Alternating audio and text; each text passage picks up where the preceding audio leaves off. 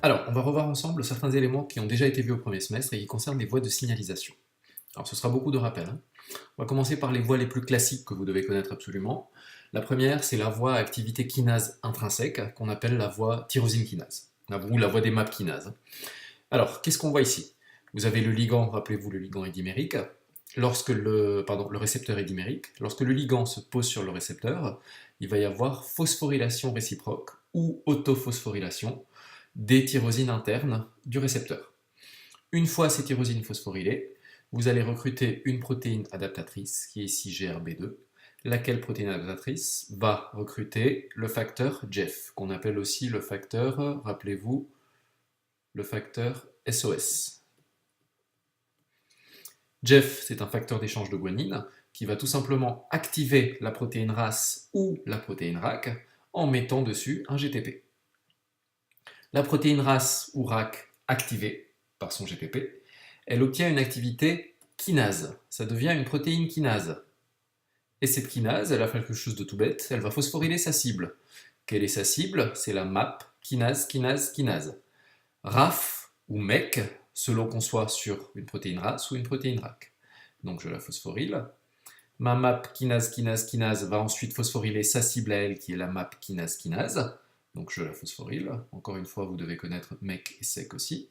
Et finalement, la MAP kinase, kinase va phosphoryler à son tour la MAP kinase, qui est la dernière cible. ERK ou JUNC, selon la protéine RAS ou RAC de départ.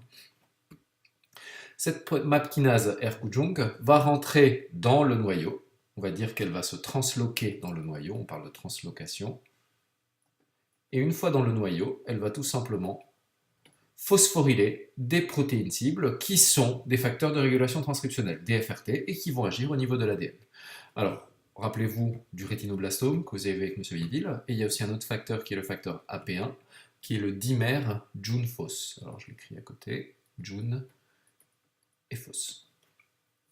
La réponse de la cellule, c'est soit la prolifération, donc la mitose, soit l'apoptose, soit l'inflammation.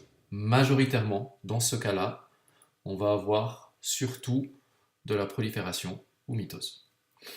Pour réguler la voix, on a différentes façons de faire. Je vais le mettre en mauve pour distinguer. Donc la première façon de réguler, c'est la plus simple.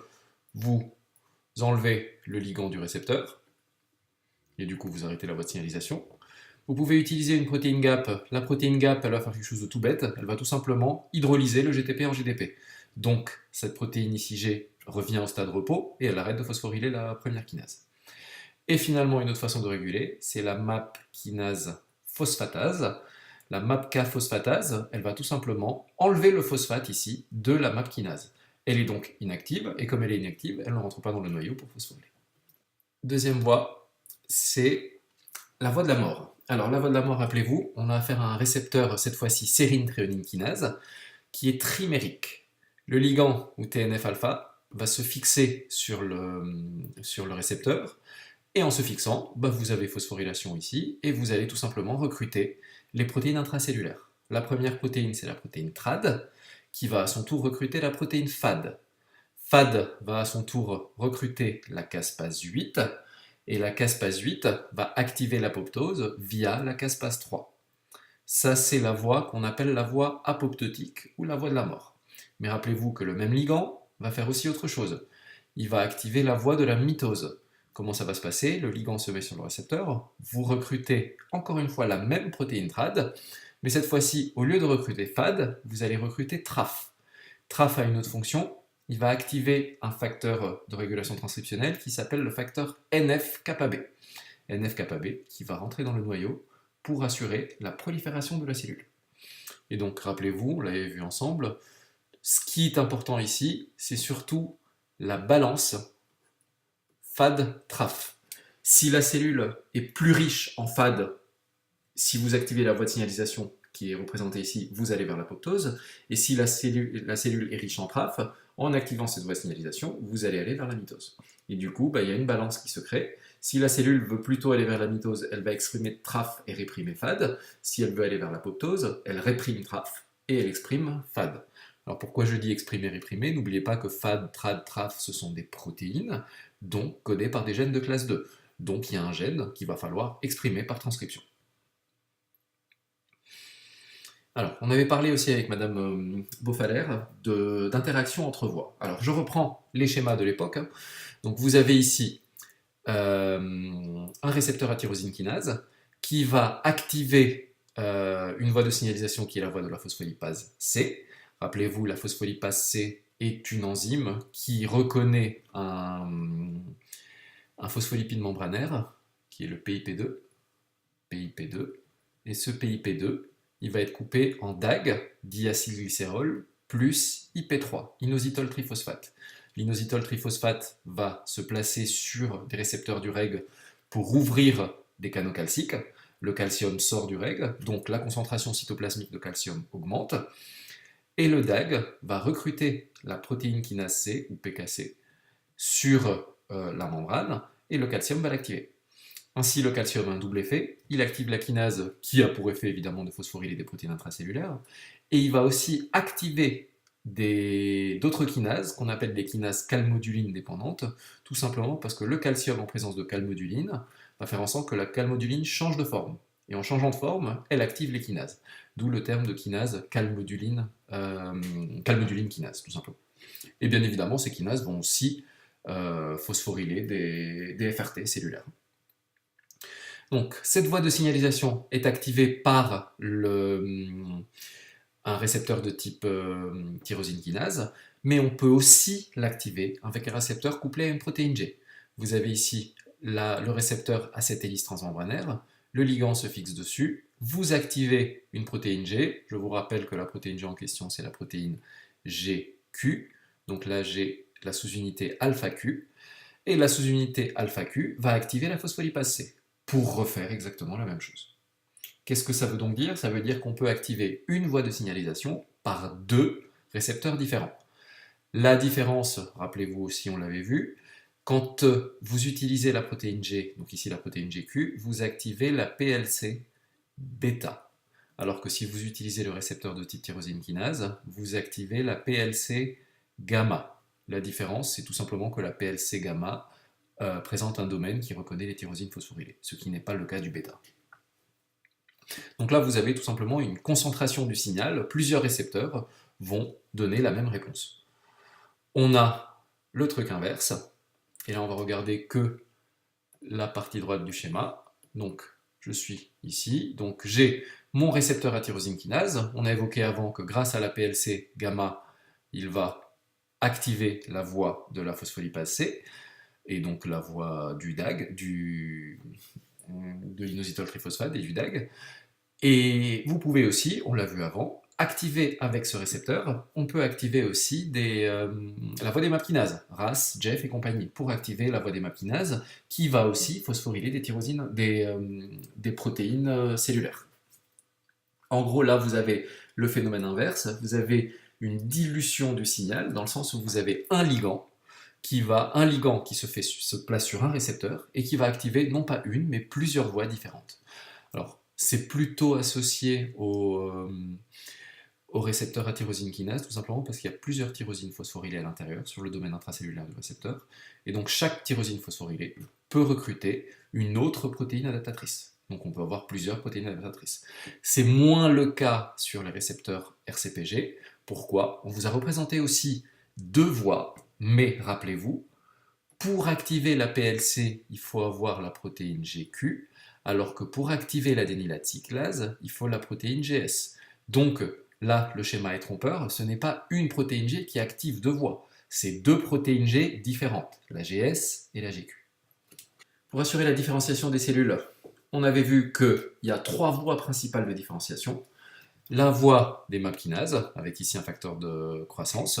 Donc on résume rapidement, hein. On a vu avant la voie des MAP kinases avec la protéine RAS, c'est la même voie qu'avant. La MAP kinase rentre dans le noyau pour phosphoryler des FRT qui assurent la transcription des gènes. Vous avez la voie du TGF ou du BMP. Le TGF ou le BMP sont des ligands qui vont se fixer sur le récepteur, et une fois le ligand fixé sur le récepteur, vous activez par une voie de signalisation qu'on va voir par la suite, ce trimère ici, RSMAD, RSMAD, COSMAD. Le trimère est un FRT qui lui aussi va rentrer dans le noyau pour assurer l'expression des gènes. Et finalement, troisième possibilité, la voie Wnt. La voie Wnt, elle fait quelque chose de spécial. Euh, Dans la cellule, vous avez une protéine qui est naturellement exprimée, qui est GSK qui est une kinase. Si Wnt se place sur son ligand, son récepteur, pardon, qui s'appelle Frizzled, vous inhibez GSK, et donc en inhibant GSK, bah, vous ne phosphorylez plus les caténines. Et les caténines n'étant pas phosphorylées, elles vont rentrer dans le noyau. Si la caténine est phosphorylée, elle est dégradée par le protéasome.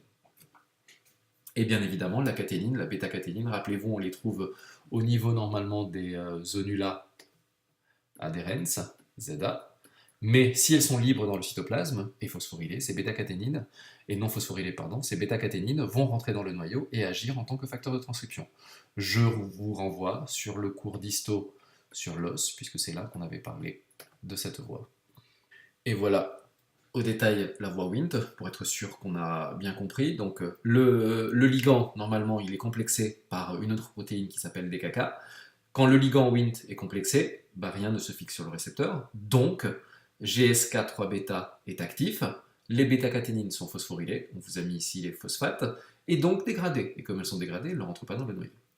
Inversement, si DKK n'est plus exprimé, Wnt est libre, donc il se fixe sur le récepteur. GSK3-bêta est cette fois-ci réprimé, puisque non phosphorylé. Les bêta-caténines, à leur tour, ne sont pas phosphorylées, donc pas dégradées. Elles rentrent donc dans le noyau pour assurer la transcription et donc l'expression de certains gènes, qui vont assurer la différenciation de la cellule. Alors, le tableau vous résume ici les différentes voies de différenciation. Donc, ce que je vous demande de faire, c'est tout simplement, alors comme au premier semestre, je vous avais demandé que ça. Donc, la voie 1, c'est la voie des MAP kinases, la voie 2, c'est la voie du BMP, la voie 3, c'est la voie Wnt. Donc, je vous demande de connaître à peu près le fonctionnement de la voie. On ne va pas aller nécessairement dans le détail pour l'instant, on va le revoir par la suite, et savoir quelle est la réponse cellulaire à côté. Okay, ça, c'est des choses que vous avez déjà vues au premier semestre, donc rien de nouveau. Donc, le tableau est à connaître. Et ensuite, quelques notions de vocabulaire.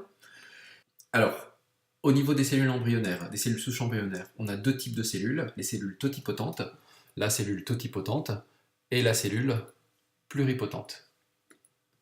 Alors, la cellule totipotente, comme son nom l'indique, bah, elle va donner tous les tissus de l'organisme, et c'est principalement les cellules ES, donc les cellules de la morula. Une cellule pluripotente est une cellule qui est capable de répondre à quelques conditions. Elle donne les 3 feuillets embryonnaires, elle peut former des tératomes, et elle donne des individus entiers et viables si on fournit les annexes. Ces cellules ne sont pas capables de générer les annexes, donc elles ne sont pas totipotentes, elles sont déjà un peu spécialisées. Il s'agit des cellules de l'épiblaste. À l'âge adulte, on a deux types de cellules aussi. Les cellules multipotentes. Une cellule multipotente, c'est une cellule qui va donner qu'un seul organe, mais elle va donner plusieurs tissus de cet organe. Donc, un organe, mais plusieurs tissus de l'organe, plusieurs cellules de l'organe. Alors, c'est qui? Exemple, les cellules CF-UGEM, que vous avez vu au premier test avec M. Boucher, les cellules CF-UGEM qui vont donner toutes les cellules à ligne myéloïde, ainsi que d'autres cellules que je vous envoie à vos cours, hein, tout simplement. Et finalement, le stade le plus spécialisé, c'est la cellule unipotente. C'est une cellule qui va donner qu'un type cellulaire précis. Un seul type cellulaire précis, donc pas plusieurs cellules d'un même tissu. Okay, on est sur la spécialisation maximum, et là j'ai pris comme exemple les cellules basales de la peau qui ne peuvent donner finalement que des cellules de la peau et rien d'autre.